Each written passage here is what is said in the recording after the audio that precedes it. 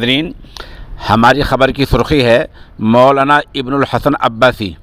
جیسا کہ ادارہ سوشل انڈیا نیوز نے وعدہ کیا تھا کہ ہم ان کی زندگی پر ایک خاکہ پیش کریں گے، تو اب 48 گھنٹے بعد مرحوم مولانا ابن الحسن عباسی کی زندگی پر ایک خاکہ پیش کیا جا رہا ہے، جس کے لیے ادارہ سوشل انڈیا نیوز جناب مولانا شعیب اصلاحی مفتاحی اور قاری مسعود اصلاحی کا شکر گزار ہے۔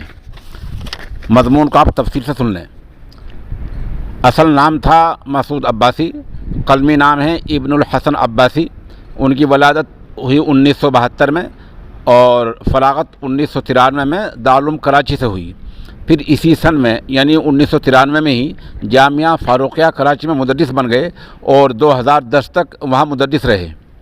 اس کے بعد جامعہ تراث الاسلام کراچی میں قائم کیا اور 2010 سے آخری عمر تک وہیں رہے اور شیخ الحدیث کے منصب پر بھی رہے۔ آپ کے پاس جو عہدے رہے ہیں وہ ماہنامہ وفاق المدارس کے مدیر رہے 14 سال تک، اور حیاج ڈائجسٹ برائے خواتین کے بانی رہے ہیں، اور جامعہ تراث الاسلامی کے شیخ الحدیث رہے ہیں۔ ان کی تالیفات میں مشہور تالیفات میں کشف الباری ہے۔ کشف الباری اصل تحریر تو ہے مولانا سلیم اللہ خان صاحب کی کتاب ہے، ان کے ہدایت کے مطابق اس میں کام کیا ہے، اور ان کی کتابوں کا نام ہے متاع وقت اور کاروان علم، شرح حماسہ، درس مقامات حریری، التجائے مسافر، داستان کہتے کہتے، دینی مدارس ماضی حال مستقبل، کچھ دیر غیر مقلدین کے ساتھ، کیرنے، وفاق المدارس کی 60 سالہ تاریخ، کتب نما، کتابوں کی درسگاہ میں۔ کتابوں کی درسگاہ میں یہ کتاب 223 صفحات پر مشتمل ہے اور یہ کتاب ان کی کافی مقبول ہوئی ہے۔ اس طرح ایک ماہنامہ نکالتے تھے، النخیل اردو ماہنامہ ہے جو بہت ہی زیادہ مقبول ہے۔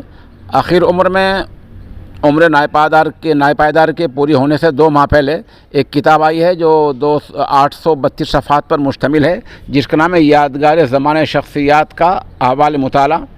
اس کتاب میں نامور اہل علم کے مضامین ہیں جو بہتر انداز میں ترتیب دیے گئے ہیں۔